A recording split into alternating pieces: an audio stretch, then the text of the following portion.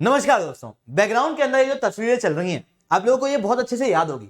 ये तस्वीरें हैं सितंबर 2022 की, जिस दौरान में नॉर्ड स्ट्रीम के अंदर लीकेज पाए गए थे, जिसकी वजह से भारी मात्रा में मीथेन जो है वो धरती के एटमॉस्फेयर में रिलीज हुआ था। इवन इससे जियोपॉलिटी नहीं बल्कि इन्वायरमेंट के ऊपर ही बड़े असर हुए थे। सवाल उठता है कि नॉर्ड स्ट्रीम के अंदर ये लीकेज हुए कैसे। जब ये नॉर्ड स्ट्रीम के अंदर लीकेज हुए तो ये नॉर्ड स्ट्रीम के लीकेज कुछ इस जगह पे थे। ये जगह नॉर्ड स्ट्रीम के अंदर डेनमार्क और स्वीडन के जुरिडिक्शन के अंदर आती थी, जिसकी वजह से डेनमार्क की सिक्योरिटी ऑफिशियल और स्वीडन के सिक्योरिटी ऑफिशियल्स यहां पर ग्राउंड लेवल पे गए, इस जगह पे रिसर्च की और पाया गया कि इन जगहों पर जहां पर लीकेज थे नॉर्ड स्ट्रीम के अंदर, वहां पर एक्सप्लोजिव का प्रयोग किया गया है। जिसका मतलब यह था कि नॉर्ड स्ट्रीम नेचुरली लीक नहीं हुई है, बल्कि नॉर्ड स्ट्रीम को लीक कराया गया है। किसी देश ने जानबूझ करके नॉर्ड स्ट्रीम के अंदर लीकेज क्रिएट किए हैं, एक्सप्लोजिव जो है उनका प्रयोग किया है, जो कि काफी ज्यादा खतरनाक और घातक साबित हो सकता था। जिसके बाद सवाल यह उठा कि अब ये कौन सा देश है जिसने नॉर्ड स्ट्रीम के अंदर ये लीकेज किए हैं। जिसके बाद में रशिया, यूएसए, इन दोनों के नाम काफी ज्यादा उछलने लगे। अब जैसा कि आप सब लोगों को पता है कि अमेरिका की मीडिया बहुत ही ज्यादा बेहतर है।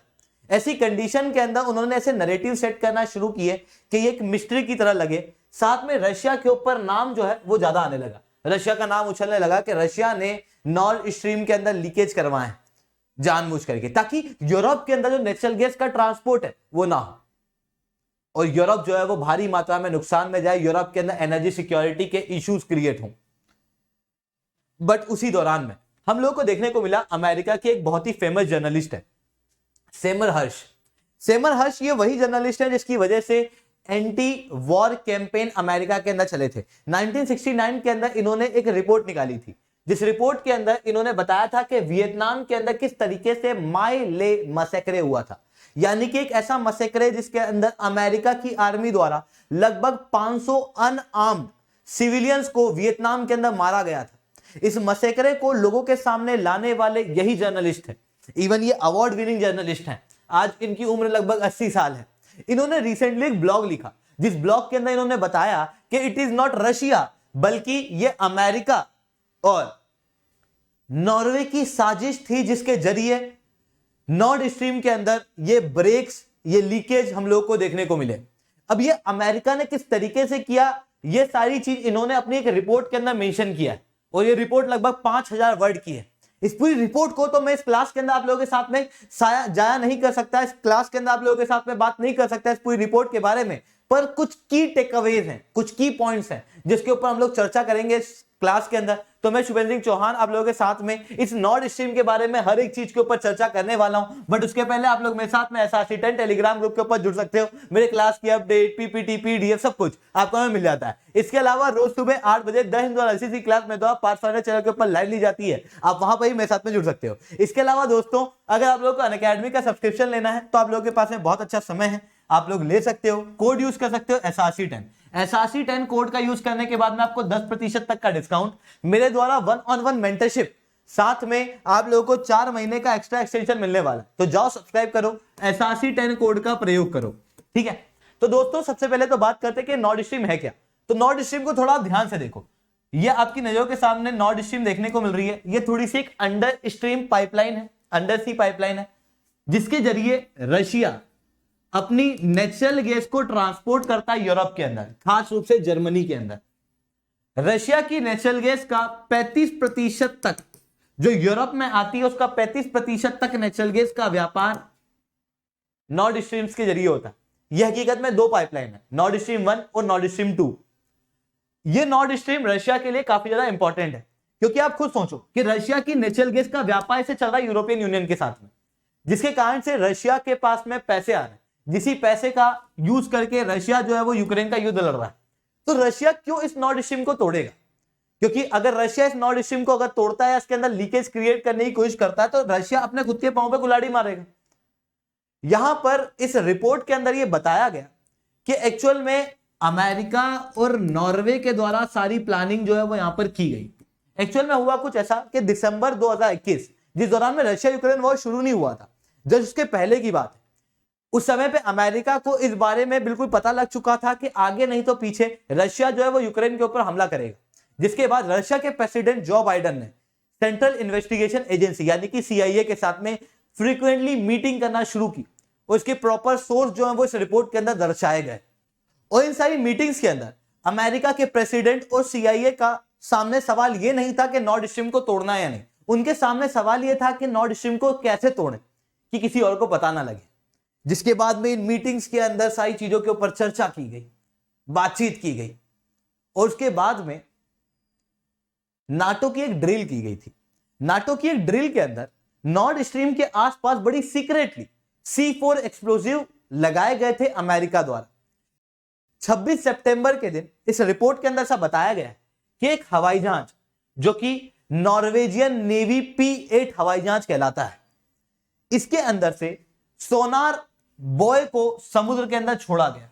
अब सोनार बॉय क्या होती है? ये सोनार का प्रयोग किया जाता है समुद्र के अंदर सारी चीजों की देखरेख करने में कि आसपास वाले रीजन में कोई सी सबमरीन तो नहीं आ रही, कोई सी जहाज तो नहीं आ रही। इन बॉय की बदौलत अमेरिका की आर्मी को यह पता लग रहा था कि समुद्र के अंदर उस समय पे क्या कौन कौन सी चीजें प्रेजेंट है। कोई सी और देश की आर्मी तो प्रेजेंट नहीं है, कोई सी और देश की सबमरीन तो प्रेजेंट नहीं है। जब समुद्र को खाली पाया गया तो उस दौरान में धीरे से एक एक्सप्लोजन किया गया, जिस एक्सप्लोजन की वजह से नॉर्ड स्ट्रीम के अंदर लीकेज हो गए। और जब नॉर्ड स्ट्रीम के अंदर लीकेज हुए तो मीथेन निकलने लगी, और जब मीथेन निकलने लगी तो उसके बाद में पूरे वर्ल्ड को समझ में आया कि कुछ इरिवर्सिबल घटना जो है वो नॉर्ड स्ट्रीम के अंदर हो गई है। इस तरीके से इस पूरी चीज को यहां पर अंजाम दिया गया। याद रखना, जिन एक्सप्लोजिव का यहां पर प्रयोग किया गया था वो थे C4 एक्सप्लोजिव। अब सवाल उठता है कि क्यों यूनाइटेड स्टेट्स, रशिया नहीं है वो तो बताया इस रिपोर्ट के अंदर, पर इस रिपोर्ट के अंदर यह भी बताया गया कि क्यों अमेरिका ने ही क्यों ये एक्सप्लोजन किए होंगे। हालांकि इस रिपोर्ट के अंदर बहुत ज्यादा प्रूफ जो है वो नहीं बताए गए, बट रीजंस बताए गए। अमेरिका को शुरुआत से ही नॉर्ड स्ट्रीम से दिक्कत थी, मतलब जब नॉर्ड स्ट्रीम बनी थी तब से ही अमेरिका इस नॉर्ड स्ट्रीम का विरोध कर रहा था। फिर जब रशिया यूक्रेन वॉर हुआ तो रशिया के ऊपर कई सारे सैंक्शन लगाए गए, अमेरिका द्वारा ही लगाए गए, ताकि अमेरिका रशिया की इकोनॉमी को तोड़ के रख दे। पर रशिया की इकोनॉमी टूटी नहीं। इवन आपको कई सारी रिपोर्ट उस समय पे सामने आती हुई दिखाई देगी जिस समय पे रशिया की करेंसी रूबल सैंक्शंस के बावजूद भी मजबूत हो रही थी। मजबूत होने का कारण था ऑयल और नेचुरल गैस का व्यापार। अमेरिका को लग रहा था कि ऑयल और नेचुरल गैस का रशिया का यह व्यापार यूक्रेन को यह युद्ध हरा देगा और रशिया एक मजबूत देश के रूप में उभर के आएगा, जिसके कारण से अमेरिका हमेशा से चाहता था कि रशिया का यह व्यापार जो है वो खत्म हो जाए, ताकि रशिया जो है वो कमजोर हो, जिसके कारण से नॉर्ड स्ट्रीम तोड़ी गई होगी। इवन अमेरिका हमेशा से चाहता है, आप इन देशों को देखो तो आपको यहां पर वेस्टर्न देश दिखाई देंगे यूरोप के, और यहां पर आपको अमेरिका दिखाई देगा।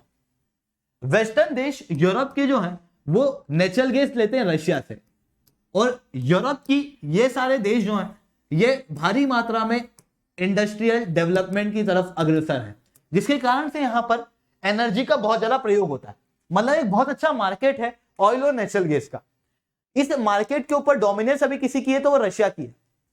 वही अमेरिका के पास में भी लिक्विफाइड नेचुरल गैस है, पर लिक्विफाइड नेचुरल गैस अगर अमेरिका यूरोप को ट्रांसपोर्ट करता है तो ट्रांसपोर्टेशन करने के लिए जहाज का प्रयोग किया जाएगा।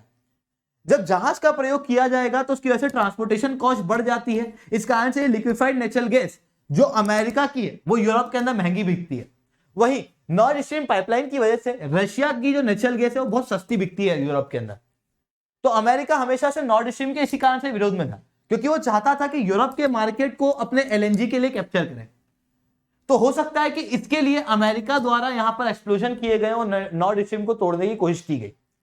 इवन आपको याद होगा तो रशिया के ऑयल और नेचुरल गैस के ऊपर रोक लगाने की बात हमेशा अमेरिका करता है। इवन G7 के अंदर ऑयल के ऊपर प्राइस कैप लगाने की बात भी अमेरिका द्वारा ही छेड़ी गई थी। तो ये सारी चीजें हम लोग को यहां पर देखने को मिलती है जो क्लियरली दर्शाती है कि यहां पर अमेरिका का एक बड़ा हाथ हो सकता है।